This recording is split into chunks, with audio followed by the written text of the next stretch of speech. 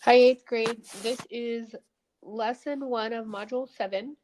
And the I can statement up here says, I can graph a pair of linear equations and draw a conclusion from the graph. So this is really important because now you're starting to get into what are these graphs telling me and how can I look at it and know something about whatever it is I'm supposed to know. So let's look at the build understanding. And again, I always encourage you, if you haven't done the Spark Your Learning, there is one for this lesson. Go back, pause the video right now and go back and do that on your own. It will give you a really good warm up for this lesson. So do that now if you haven't done it already. Number 1, Cody is comparing the total costs of 2 climbing gyms. Each gym charges a fixed fee for gear rental and an hourly fee for climbing. Cody graphs a pair of equations as shown to help him compare the costs. What does the slope represent? B, how do the slopes of the graphs compare? What does this tell you about the rock climbing gyms? C, what does the y-intercept represent in this context? D, what do the y-intercepts of the graphs tell you about the rock climbing gyms? Excuse me. E, what does the difference in the y-intercepts mean in this context? F, which gym is a better deal if Cody plans to climb for 2 hours? If Cody plans to climb for 5 hours, how do you know? G, is there ever a situation in which Boulder Bay will cost less than Cliff World? Why or why not?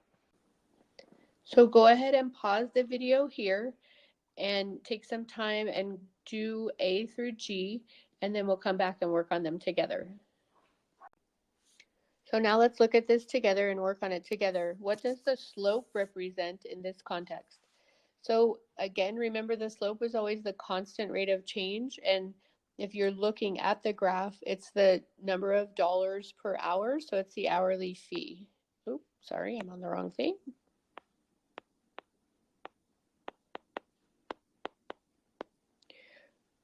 For climbing.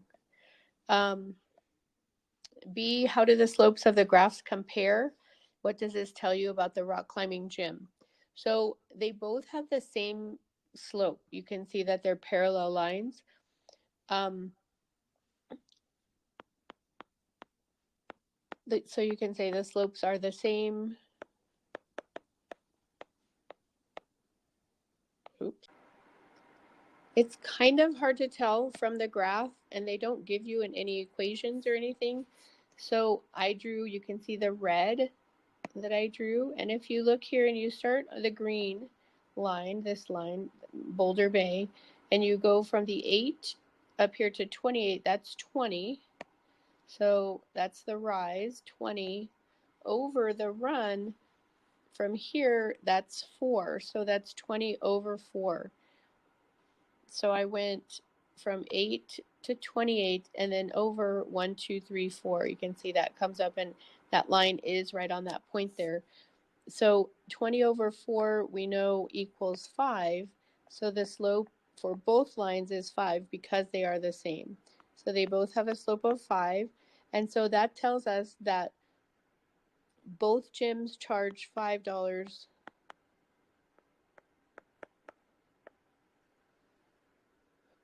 per hour for climbing.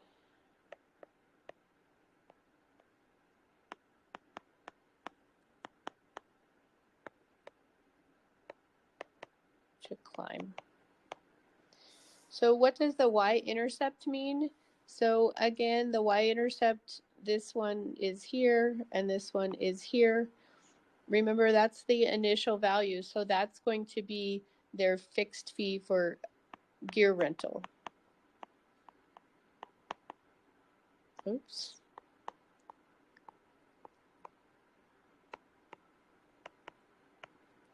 And then D, what do the y-intercepts of the graphs tell you about the rock climbing gyms? So the y-intercept, it's kind of hard to tell, but you can tell that the y-intercept, because you look at the scale, and this is halfway from 0 to 8, so Cliff World, oops,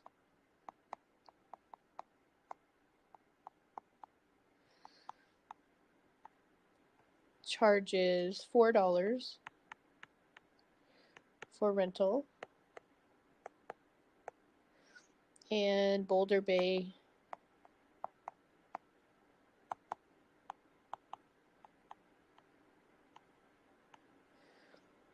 charges $8 for gear rental. Nope. Sorry.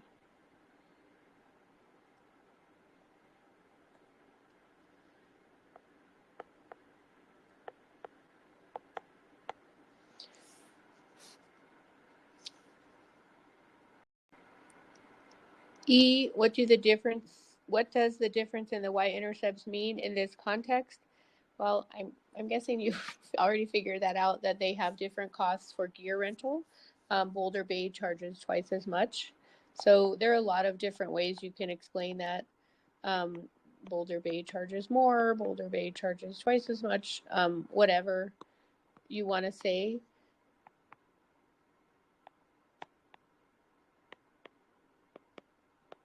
Which gym is the better deal if Cody plans to climb for 2 hours? If Cody plans to climb for 5 hours, how do you know? So Cliff World would be the better deal for both of those.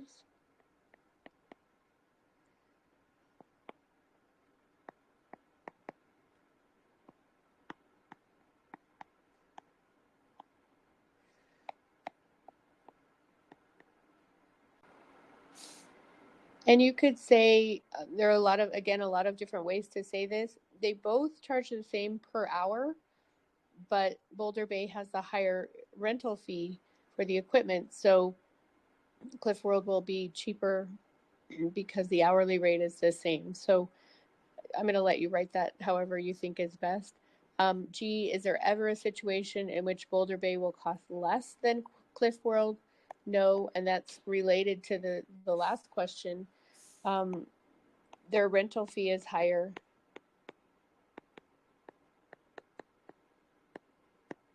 And the hourly cost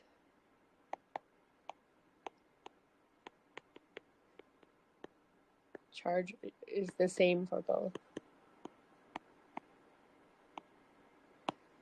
So go ahead and look at the turn and talk, and you can work on that if you'd like. So let's look at this next problem. Even though the video is already kind of long, I'm going to go through this quickly and I won't write everything down, but I wanted to show you some things that are a little bit different from the previous problem. So a mobile hotspot is a portable device that provides Wi-Fi. Both Cool Connect and MobileMe offer mobile hotspots for a total cost of Y, which includes a fixed fee plus a charge for the gigabytes of data you use X. So I don't know, that's a weird wording there. Graph and label each equation on the coordinate plane. So they give you these equations here, down here, and this is going to help you a lot with answering the questions. They're in the y equals mx plus b form, the slope-intercept form. So you know the m is the slope and the b is the y-intercept. So use that. What is the slope of each line? Here's your slope.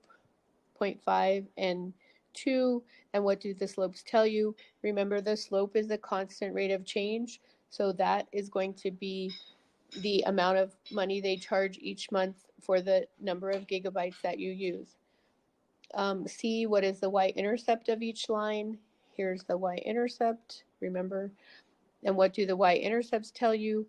I've drawn some things on the graph here, and you can see that the y-intercept is the initial value. Remember, it's going to be what they charge you as the initial fee. So they tell you that Cool Connect starts at 7 and MobileMe starts at 1.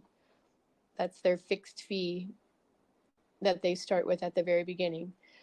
D, what is the point of intersection? What does that represent? And here on the graph, I've drawn the lines, and you can see the blue is Cool Connect, the red is MobileMe, and you can see that they end up intersecting. They start out very differently. MobileMe starts out with a fixed fee of $1, and the